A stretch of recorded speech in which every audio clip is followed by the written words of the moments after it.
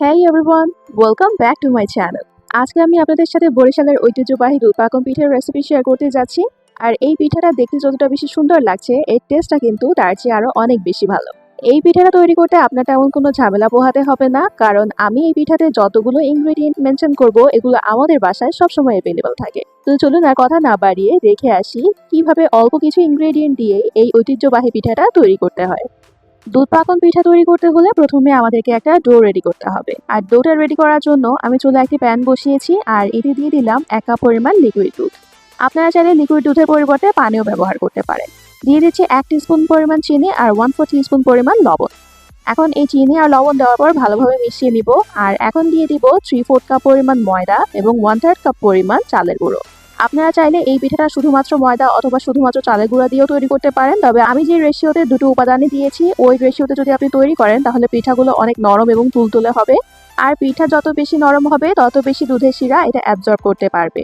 আমাদের ডো তৈরি করা শেষ। এখন আমি ডোটা একটা স্টিলের থালায় ঢেলে নিচ্ছি আর এটাকে রেস্টে রেখে দিব 10 মিনিটের জন্য।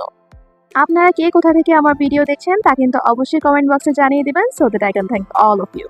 10 মিনিট পর আমি ঢাকনাটা তুলে নিলাম আর এটা কিন্তু হালকা একটু ঠান্ডা হয়ে এসেছে। তবে এটা একেবারে ঠান্ডা করে নেওয়া যাবে না, এটাকে হালকা একটু কুসুম গরম থাকা অবস্থায় আপনাকে মথে নিতে হবে। 5 থেকে 7 মিনিটের জন্য আমি এই ডোটাকে কন্টিনিউয়াসলি নিট করে নিচ্ছি, কোনো প্রকার ব্রেক ছাড়া। আর এখন আমি দিয়ে দিচ্ছি 1 টেবিল স্পুন পরিমাণ বিস্কুট ক্রাম্ব। আমি আগেই একটা ডিম ফেটে নিয়েছিলাম, সেখান থেকে কিছুটা পরিমাণ মিক্সচার আমি এখানে দিয়ে দিচ্ছি। আর এখন আমাদের ডোটা ডিমের সাথে খুব ভালোভাবে মিক্স করে নিব। মোটামুটি 2 থেকে 3 মিনিট ভালোভাবে মথে নিতে হবে। এখন দিয়ে দিচ্ছি 1 টেবিল স্পুন পরিমাণ সয়াবিন অয়েল অথবা কুকিং অয়েল। তেল দেওয়ার পর এই মিক্সচারটাকে আর একটু স্মুথলি আমরা ভালোভাবে মথে নিব। কিছুক্ষণ পর পর একটু একটু করে ডিমের মিক্সচার আর অল্প অল্প করে তেল দিয়ে আমাদেরকে এই পুরো ডোটা তৈরি করে নিতে হবে। আর এই প্রসেসটা ততক্ষণ পর্যন্ত ফলো করব যতক্ষণ না পর্যন্ত একটা ডিমের পুরো মিক্সচারটা এখানে দেয়া শেষ হয়ে যায়। মোটামুটি 6 থেকে 7 মিনিট মথে নেওয়ার পর দেখা যাচ্ছে আমাদের খুবই স্মুথ একটা ডো তৈরি হয়েছে, যেই ডোতে কোনো প্রকার ক্র্যাক নেই।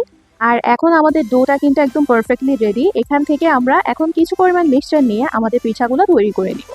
আমি এখানে দেখিয়ে দিচ্ছি কিভাবে পিঠাগুলো তৈরি করতে হয়। আপনারা চাইলে পিঠার সাজ দিয়েও কিন্তু এটা তৈরি করতে পারেন, কিন্তু সবার বাসায় যেহেতু পিঠার সাজ অ্যাভেলেবেল থাকে না, তাই চামচ দিয়ে কিভাবে এই পিঠার ডিজাইনটা তৈরি করা যায় সেটা আমি দেখিয়ে দিচ্ছি।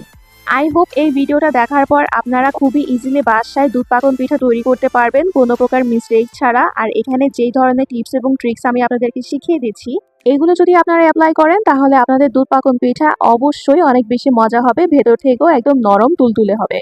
পিঠাগুলোর মাঝখান থেকে কিন্তু অবশ্যই চামচ অথবা স্ট্রয়ের সাহায্যে একটা ছিদ্র করে নেবেন, কারণ মাঝখান থেকে যদি এই পিঠাটা ফুলে ওঠে তাহলে এই ডিজাইনটা পুরোপুরি নষ্ট হয়ে যাবে। একটা পিঠা আমি হাতে তুলে আপনাদেরকে দেখিয়ে দিচ্ছি, দেখুন দেখতে কতটা সুন্দর লাগছে। এই পিঠাটা খাওয়ার আগে দেখলেই কিন্তু মন ভরে যায়। আর এখন আমাদের পিঠাগুলো ভেজে নেওয়ার পালা। চুলায় একটি প্যান বসিয়ে আমি এতে কিছু পরিমাণ তেল দিয়ে দিচ্ছি। পিঠাগুলো কিন্তু ডুবো তেলে ভাজতে হবে, সেই কথাটা মাথায় রেখে আপনাকে তেল দিতে হবে। তেল গরম হয়ে আসলে আমি পিঠাগুলো এক এক করে দিয়ে দিচ্ছি। আর পিঠাগুলো দেওয়ার পর কিন্তু আমরা চুলার টেম্পারেচারটা মিডিয়ামে রেখে দিব। সবগুলো পিঠা দেওয়া হয়ে গেলে আমরা পিঠাগুলোকে উল্টে পাল্টে ভেজে নিব। মোটামুটি 4 থেকে 5 মিনিট ভেজে নিলেই হয়ে যাবে। উভয় পাশ যখন ব্রাউন কালার হয়ে যাবে তখনই বোঝা যাবে আমাদের পিঠাগুলো কিন্তু ভাজা হয়ে গেছে। 4-5 মিনিটের বেশি কিন্তু পিঠাগুলোকে ভাজতে যাবেন না। পিঠা যদি বেশি ভাজা হয়ে যায় তাহলে কিন্তু এর মধ্যে দুধের শিরা ঢুকতে চাইবে না আর পিঠাগুলো ভেতর থেকে নরম হবে না। পিঠাগুলো ভাজা হয়ে গেছে, আমি সবগুলো পিঠা এখন এখানে তুলে নিচ্ছি। পিঠাগুলোর কালারটা মাশাআল্লাহ এত সুন্দর এসেছে, এটা দেখেই কিন্তু একদম মন ভরে যাচ্ছে। পিঠাগুলো আমরা তুলে নিচ্ছি আর এখন আমরা চলে যাব আমাদের পিঠা তৈরির লাস্ট এবং মেইন স্টেপের দিকে। এর জন্য আমাদের দুধের শিরা তৈরি করতে হবে। আমি চুলায় একটি প্যান বসিয়েছি এবং এতে দিয়ে দিলাম 1 কেজি পরিমাণ লিকুইড দুধ। দুধটাকে কিন্তু আমি আগে থেকে জাল দিয়ে ঘন করে রেখেছি, আপনারা চাইলে কাঁচা দুধটাও ব্যবহার করতে পারেন। এখানে দিয়ে দিলাম 2টা এলাচ। এলাচগুলোকে কিন্তু আমি আগে থেকে থেতো করে নিয়েছিলাম। আর এলাচ দেওয়ার পর এলাচের খুব সুন্দর একটা স্মেল বের হওয়া পর্যন্ত এটাকে নেড়ে চেড়ে কুক করে নিব।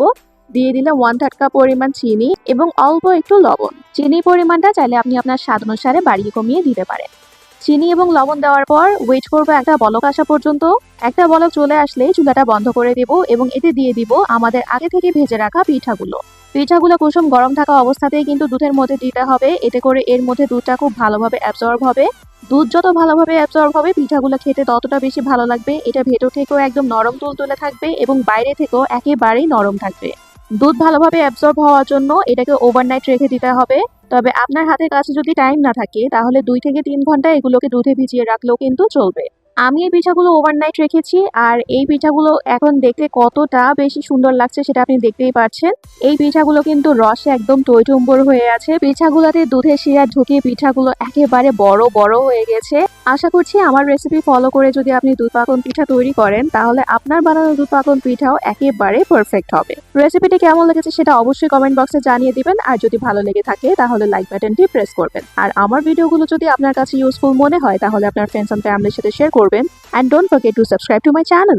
দেখা হচ্ছে ইনশাআল্লাহ নেক্সট ভিডিওতে। Till then stay happy, healthy and connected to my channel. আল্লাহ হাফেজ।